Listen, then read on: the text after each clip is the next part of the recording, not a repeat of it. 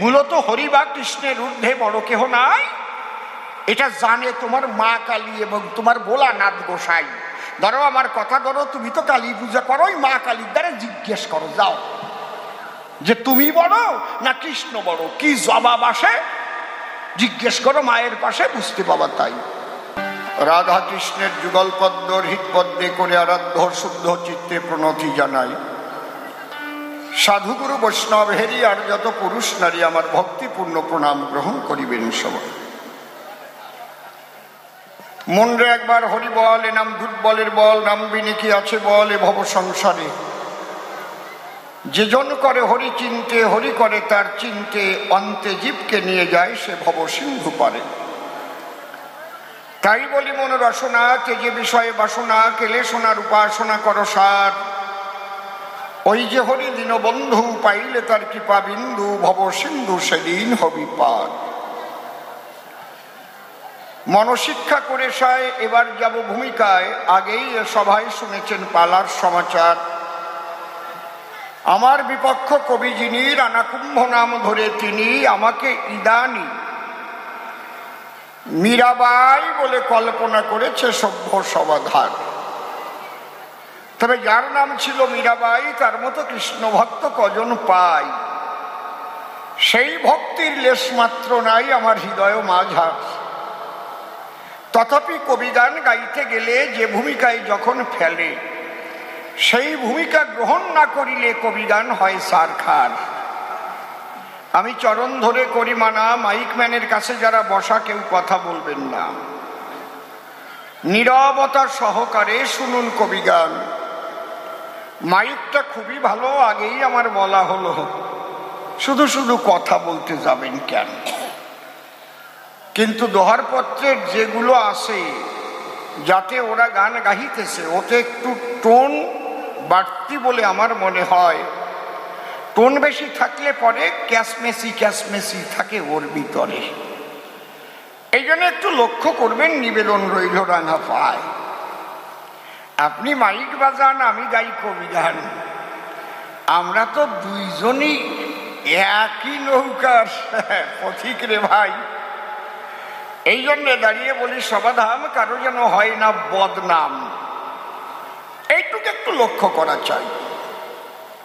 আজকে বিপক্ষ কবির কল্পনাতে আমাকে হবে মীরাবাই হতে। আমি আগেই জোর হাতে মীরাবাইয়ের শ্রীপাদ পদ্মে ভক্তিপূর্ণ প্রণাম করি দান। কোথায় তুমি আছো মীরা, কৃষ্ণ প্রেমে অধীরা, কৃপা করে গ্রহণ করো আমার হৃদয় আসন খান। তোমার কথা তুমি বলে আনন্দ যোগাও ভক্ত দিলে।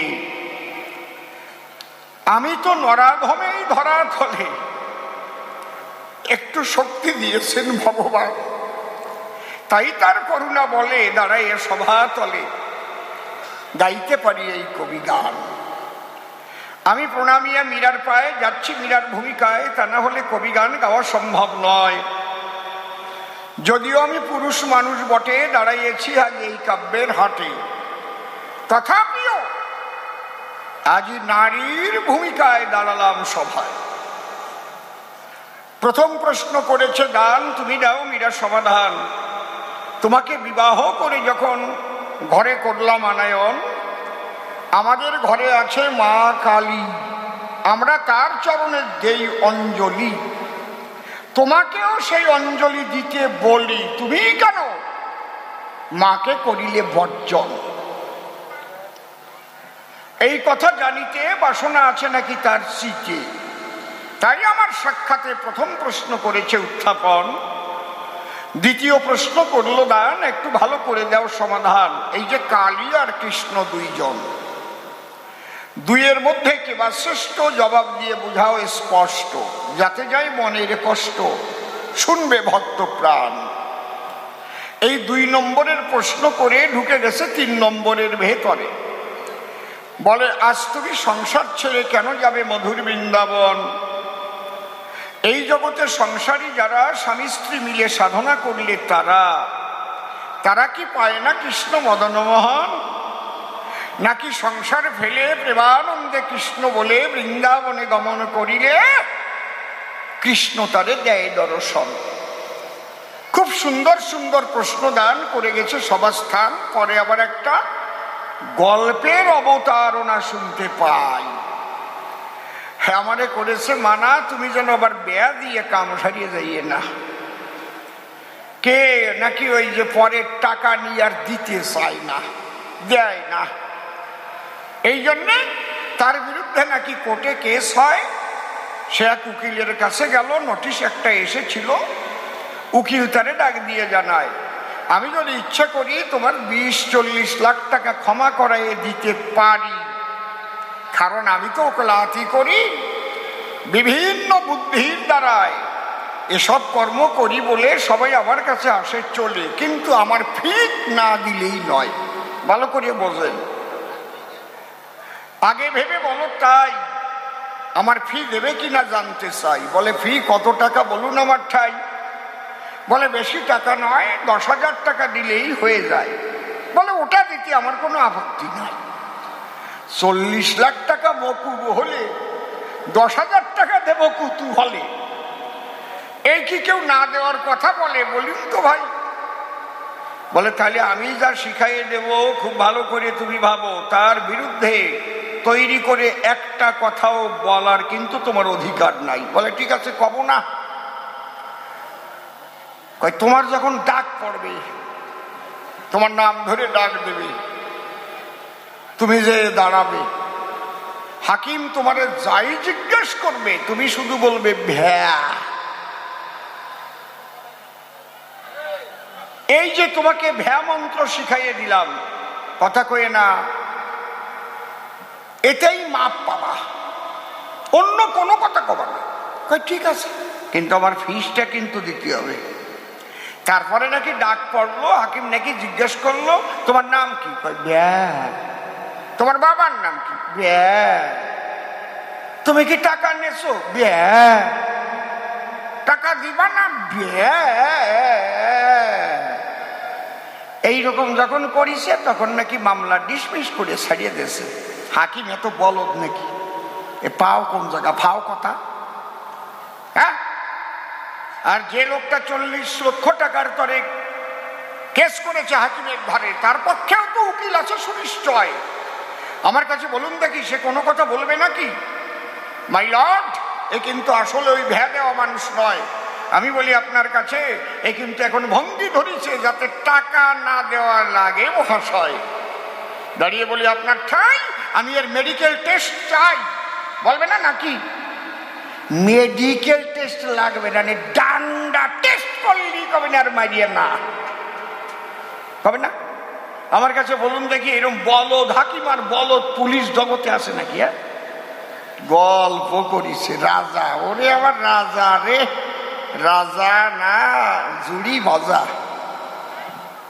এ কথা কইস নি, ওই রাজারে পাঠাই দিবানি ওই জায়গা, ঠিক পাবান তারপরে। এই জন্যে রাজা তুমি, তোমারে করি মানা, তুমি অযৌক্তিক গল্প অন্তত আমার কাছে বলতে এসো না। মনে রেখো, তাই আমি ভক্ত মীরাবাই, ভেবো না যে আমার বুদ্ধি নাই। হরিনাম কৃষ্ণ নাম বড়ই মধুর, যেজন কৃষ্ণ ভজে সে বড় চতুর। তাদের বুদ্ধি নাই যদি কেউ ভাবে, তাহলে নির্বোধ সেই ভাবে। বুদ্ধির পরিপক্কতার মধ্যে দিয়েই ভক্তি প্রেম জন্মায়। অন্তর দিয়ে দেখবেন ভেবে, বেবোধ কি কোনোদিন ভক্ত হতে পারবে? ওই এক জায়গাতে দৌড়াবে, যেই এক দুটো খাবে আর এক জায়গা দৌড়াবে। বুঝেছেন কি কইছি? এ কবিরাজ বাড়ি যাবে, ওই হরিচাঁদের দ্বারে যাবে, ওই কৃষ্ণচাঁদের দ্বারে যাবে, দৌড়তি দৌড়তি ওর কাম সারা হয়ে যাবে। একনিষ্ঠ ভক্তি নিয়ে তারাই থাকতে পারে বুদ্ধির পরিপক্কতায়, যার সেই ভক্তি হয়েছে উদয়। সে কোনো কিছুতেই তার মন ভাঙা সম্ভব নয় কোনো প্রকারে। এই জন্যে তোমারে করি মানা, তুমি আমাকে যেন ভুল বুঝতে যেও না। যাকে এসব কথা থাকবে, প্রথম ওর প্রশ্নের গল্পের কাটনি দিলাম সবার ঠাই। এইবার যেসব প্রশ্ন করে গেছে কাব্যবাসরে, তার জবাব দিয়ে বুঝাবো তারে, ভক্তগণ শুনিবেন সবাই। প্রশ্ন করেছে দান, তুমি মা কালীকে প্রণাম করলে না কেন? কোন কৃষ্ণ ভক্ত মা কালীকে প্রণাম দেয় না, এটা হয় না। কারণ ভক্তির আধারিণী প্রেমময়ী রাধারানী, যেখান থেকে ভক্তি সাপ্লাই হয়েছে সারা বিশ্বময়।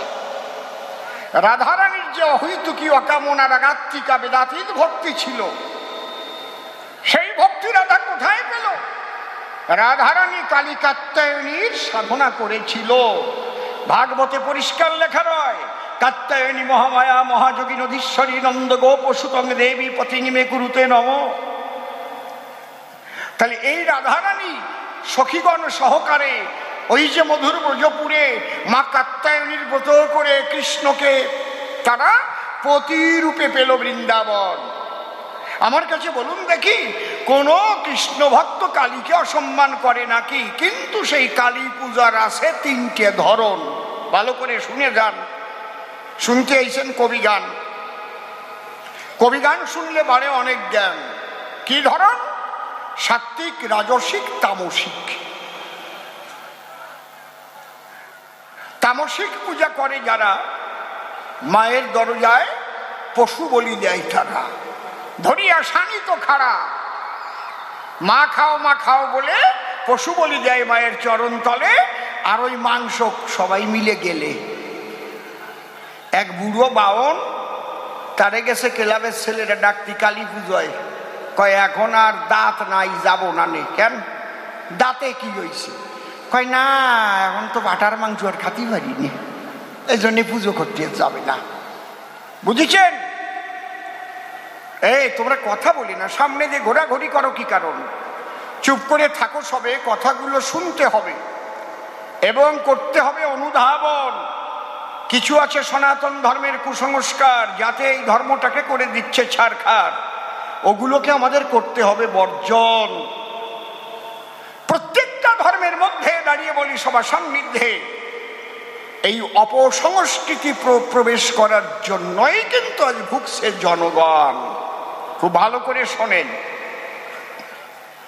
তামসিক পূজা করে যারা, পাঠা বলি দেয় তারা, রাজসিক পূজা রাজরাজারা করে সর্বক্ষণ, সেখানেও পাঠা বলি হয়, খুব ভালো করে প্যান্ডেল লাইট টাইট দিয়ে সাজায়, প্রচুর টাকা হয় ব্যয়।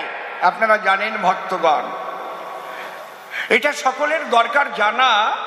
ওই পূজার দ্বারাই কোনোদিন কারো মঙ্গল হতে পারে না। এই জন্য ওই পুজো যত করুক রে ভাই, মঙ্গল কিন্তু দেশের হয় নাই। যদি মঙ্গল চাই, সাত্ত্বিক পূজার করো আয়োজন। সাত্ত্বিক পূজা বলে কারে? দুই চোখের জলে যে মাকে পূজা দিতে পারে। মা তোমাকে পূজার ধরে, আমার নাই কোনো ধন, তুমি আমার কথা নিও, দু ফোঁটা চোখের জল নিয়ে তোমার মঙ্গল হস্ত এই মস্তকে তুমি স্পর্শ করিও, তোমার শ্রীপাদ পদ্মে আমার একটুক নিবেদন। এই যে প্রেম ফুলে যারা পূজা দেয়, সাত্ত্বিক পূজা তারে কয়।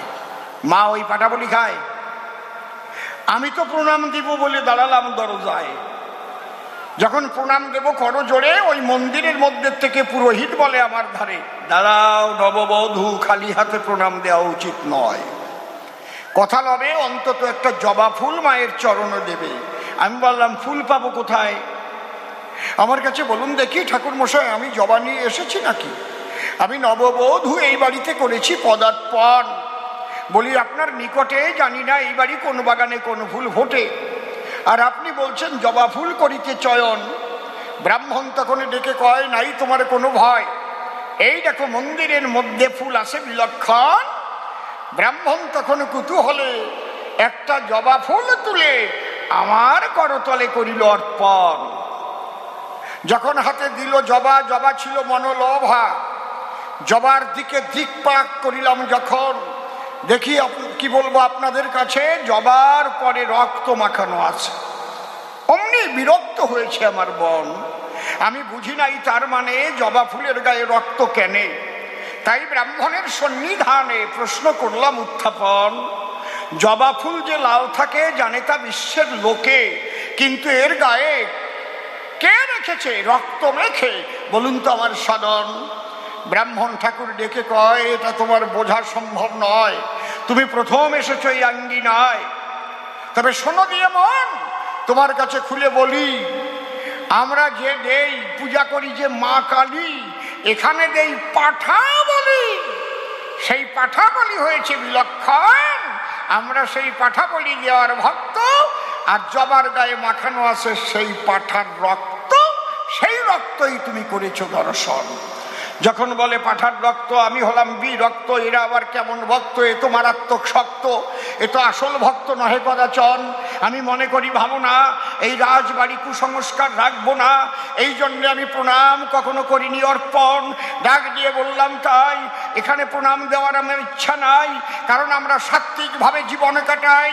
যারা হরিভক্ত বৈষ্ণব সুজন, অন্তর দিয়ে দেখো ভেবে, আজকে এখানে প্রণাম দিলে আগামী দিনের বৈষ্ণবরা বিরাট বিপদের সম্মুখীন হবে।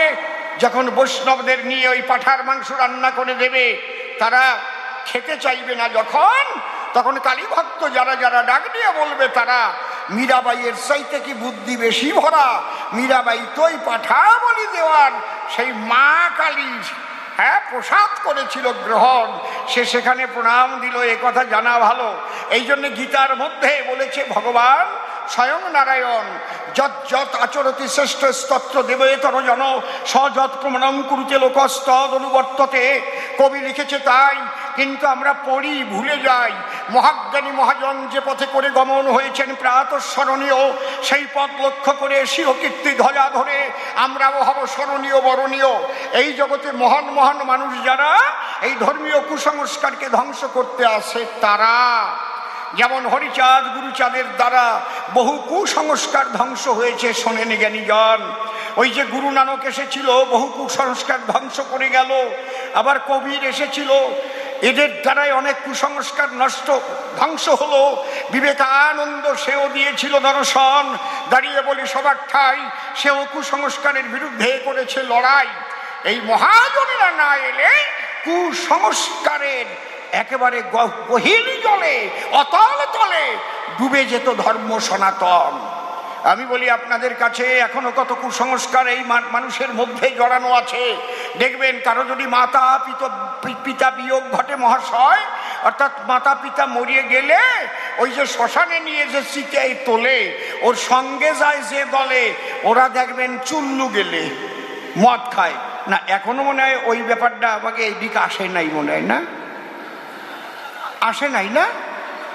কি আইসে জাট মারিছে রে, আমি আর শ্যামল আমি চলিয়ে যাই। হ্যাঁ, যাব কোন জায়গায়, তারপরে অশ্বিনীকর্তার গান গাটি হবে না, কোন দেশে যাব রে, তাই না? দেখেছেন কত বড় কুসংস্কার। একটু চিন্তা করুন জ্ঞানীগুণী সারদ্ধা, এতে সনাতন ধর্মের হয় অপপ্রচার। এই জন্যে আমি মীরাবাই মা কালীকে প্রণাম দেই নাই, রাজবাড়ি থেকে কুসংস্কার করব ছাড় খার। রাজবাড়ি থেকে যদি ওই কালী পূজায় পাঠা বলি ছাড়ানো যায়, অন্তর দিয়ে দেখেন ভেবে, আগামীতে রাজস্থান থেকে এই পাঠা বলি কালী পূজায় বন্ধ হবে। এই মীরার ধাক্কা খেয়েছিল বলে দাঁড়িয়ে বলি সভাতলে, সেখান থেকে রাজস্থানে কালী পূজায় ভাই এখন আর সেই পাঠা বলি নাই। ধাক্কা তো একজনকে দিতে হবে, বুঝতে পারছেন কি বলছি? এই জন্য আমার উদ্দেশ্য খারাপ নয়, আমি ছোট করেছি মাকে। ভুল বুঝে বাজে কথা বলো কেন আমাকে? মা কখনো ছোট নয়। মায়ের করুণা ভিন্ন অন্য পথে কৃষ্ণলীলা হয় না ব্রজেতে। কারণ যোগমায়া রূপে চুপে চুপে কৃষ্ণলীলার সহায়িকা আমার মা আছে সর্বক্ষণ। এই জন্য ঠাকুর ভবা পাগলা যিনি গান লিখেছেন একখানা, তিনি বৃন্দাবনে তুমি যোগমায়া কালী কালী কালী মহাকালী, বৃন্দাবনে তুমি যোগমায়া, যেখানে গোবিন্দ করো হে আনন্দ, মা গো যেখানে গোবিন্দ করো হে আনন্দ, তোমারই কৃপা ভিন্ন পাবে না সেই বনমালী, বৃন্দাবনে তুমি যোগমায়া কালী কালী কালী মহাকালী, বৃন্দাবনে তুমি যোগ মায়া। এই জন্যে মাকে ছোট করার তরে আমি যে প্রণাম দেই নেই মায়ের মন্দিরে, ইহা কিন্তু নয়। ধরো আমার কথা ধরো, মা যে আমার কত বড়, যার জন্য রাধারানীও কৃষ্ণ পেতে মায়ের পূজা দেয়। কিন্তু শেষ পরিণতি কি? কাকে পেলে, বসে শোনেন জ্ঞানী দলে, সম্পূর্ণ প্রাপ্তি হয়, তিনি হচ্ছেন কৃষ্ণ প্রাপ্তি বা হরি প্রাপ্তি, যাই বলেন। আপনাদের জানা আছে তাই এক চান্সে কিন্তু রাষ্ট্রপতির কাছে যাওয়ার কারো সাধ্য নাই, একজনকে সহায়ক হতে হয়। অন্তরে দেখেন ভেবে ওই সহায়ক শক্তি কিন্তু আপনাকে রাষ্ট্রপতির কাছে পৌঁছে দেবে। বলি সভা সম্প্রতি শ্রীকৃষ্ণ হলো সেই সকলের ঊর্ধ্বে রাষ্ট্রপতি, ঈশ্বর পরম কৃষ্ণ সচ্চিদানন্দ বিগ্রহ, অনাদিরাজি গোবিন্দ সদ্বকারণে কারণম, এতে চাংশ কলা পুংস কৃষ্ণস্তু ভগবান স্বয়ময়ম, ইন্দ্রারি ব্যাকুলং লোকং মিলয়ন্তি যুগে যুগে। রাজা বলি তোমার পুরোভাগে বাজে কথা বলে সময় নষ্ট করার আমার ইচ্ছা নাই। ধরো আমার কথা ধরো, সর্বশ্রেষ্ঠ হচ্ছে কৃষ্ণ নট বড়, যার পূজা দেয় মা কালী কিংবা ভোলানাথ গোসাই। আমি একটা প্রশ্ন তোমায় করি, দান তুমি দিতে পারবে সমাধান? যার নাম ভোলানাথ ঈশান, সোনার কাশি ত্যাগ করে মনপ্রাণ এক করে গিয়ে শ্মশানপুরে বলো তো পঞ্চ অধরে করে কার গুণগান? তাহলে শিবের গুরুও সেই স্বয়ং হরি, তোমার কাছে প্রকাশ করি। আর কালীর স্বামী যদি শিব হয়, অন্তরে দেখো ভেবে, তাহলে কালী শিবের গুরু তো সেই হরি হবে, স্বয়ং কৃষ্ণ ব্রজের রসময়। এই জন্যে যদি আমার কাছে বলো তাই যে কালী কৃষ্ণের শ্রেষ্ঠকে বা ভালো করে বুঝাইয়ে দেবা, এই জায়গা আমাকে বলতেই হবে কৃষ্ণের শক্তির চাইতে অনন্ত কোটি ব্রহ্মাণ্ডে আর কোন শক্তি শ্রেষ্ঠ নাই। কিন্তু কালী বলেন, কৃষ্ণ বলেন, রাম বলেন, দুর্গা বলেন, যা বলেন রে ভাই, একই শক্তি থেকেই কিন্তু বিভিন্ন রূপ আমরা পাই। এটা দরকার একটু শোনা, যেমন এক দলা সোনা, একটা দলা গোল সোনার বল, ওইটা হাতে নিয়ে যদি আটা দেয়, কেউ জিজ্ঞেস করলে হাতে কি, সোনার বল। কিন্তু ওই সোনা নিয়ে যদি শেকড়ার কাছে যায়, গিন্নির জন্য যদি বিভিন্ন অলংকার বানায়, নাকের ফুল, কানের দুল, কত কায়দা, গলার হার, হাতের বাজু করে কত সাজুগুজু, আবার চরণের নুপুর বানিয়ে দিয়েছে, তার এক একখানা বাক্স ভরে বসে পড়ো, সাথে বা চুপ চুপ করে দিয়ে যাও, এক একখানা বাক্সের মধ্যে ভরে যখন নিয়ে যাচ্ছে হাতে করে, বন্ধু যদি জিজ্ঞেস করে, বন্ধু কি? এই তো আমার বউয়ের জন্য বানাইছি, সোনার দুল, নাকের ফুল, গলার হার, পায়ের নুপুর। তখন কিন্তু সোনার দলা কয় না। একই সোনার দ্বারা বিভিন্ন অলংকার যেমন তৈরি হয়, আপনাদের আছে জানা, গলার হার কখনো কেউ পায়ে পরে না। একই সোনা, কিন্তু স্থান ভেদে তার ব্যবহার হয় এই বিশ্ব বসুধায়। ঠিক তেমন আমি বলি আপনাদের ধারে প্রধানমন্ত্রী হতে গেলে পরে তার কিন্তু এমপি হতেই হয়। হয়তো হঠাৎ একজনকে করতে পারে, কিন্তু 6 মাসের ভিতরে কোনো একটা লোকসভা থেকে তাকে পাশ করাই আনতে হয়। মুখ্যমন্ত্রীও তাই, এমএলএ হতে হয় রে ভাই। হয়তো মুখ্যমন্ত্রী গেল হেরে, তিনি গিয়ে বসলেন মুখ্যমন্ত্রীর চেয়ারে, শপথ নিলেন, তারও 6 মাসের ভিতরে পাশ করে আসতে হয়। বুঝতে পারছেন ঘটনা কি? এমএলএ তোমাকে হতে হবে, এমএলএ হলে সেখান থেকেই মুখ্যমন্ত্রী হবে, এমপি হলে সেখান থেকেই প্রধানমন্ত্রী হবে, অর্থমন্ত্রী হবে। এই যে মন্ত্রিত্ব যে ভাগ করে দেবে, তাহলে যে যে মন্ত্রীর উপর যে কার্য বর্তায় তেমন কাজ বাদিলে পরে জানেন যত নারী নরে প্রধানমন্ত্রীকেও কিন্তু বলতে হয় তারে। যেমন বাজেট পেশ করবার সময় কিন্তু অর্থমন্ত্রী বাজেট পেশ করে সর্বদাই। আমার কাছে বলুন দেখি, প্রধানমন্ত্রী সর্বশ্রেষ্ঠ হলেও বাজেট পেশ প্রধানমন্ত্রী করে নাকি? করে? কারা কারা ভারতবর্ষে নাগরিকত্ব পাবে প্রধানমন্ত্রী বলে দেবে? না। চিন্তা করুন জ্ঞানীগুণী সারোদ্ধার, এর দায়িত্বভার একমাত্র স্বরাষ্ট্র দপ্তর। সেই স্বরাষ্ট্রমন্ত্রী বর্তমান যিনি আছেন, একমাত্র নাগরিকত্বের ব্যাপারে দাঁড়িয়ে বলি সভা করে তিনি অ্যামেন্ডমেন্ট করে অনেক কিছু করেছেন। এটা স্বরাষ্ট্র দপ্তর থেকে, প্রধানমন্ত্রী পারবে না। তিনি সর্বে সর্বা বটে, খুলে বলি তোমার নিকটে।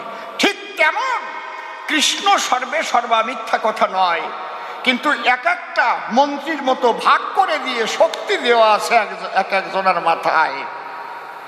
ধরো আমার কথা ধরো, এইটা ভালো করে চিন্তা করো। যোগমায়া, মায়া, মহামায়া একই মায়ের তিন অবস্থায় বসুধায়। যোগমায়ার দ্বারাই কৃষ্ণ লীলা করে সম্পাদন, আর মহামায়ার দ্বারাই হয়েছে সংসার বন্ধন। মহামায়া প্রভাবেন সংসার স্থিতি কারণ, এটা শাস্ত্রের বচন।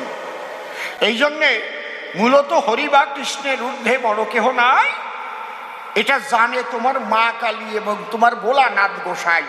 ধরো আমার কথা ধরো, তুমি তো কালী পূজা করো, ওই মা কালীর দ্বারা জিজ্ঞেস করো যাও যে তুমি বড় না কৃষ্ণ বড়, কি জবাব আসে জিজ্ঞেস করো মায়ের পাশে, বুঝতে পাবা। তাই তৃতীয় প্রশ্ন করেছে গান, আমায় ফেলে কৃষ্ণ বলে বৃন্দাবনে যাবা কেন?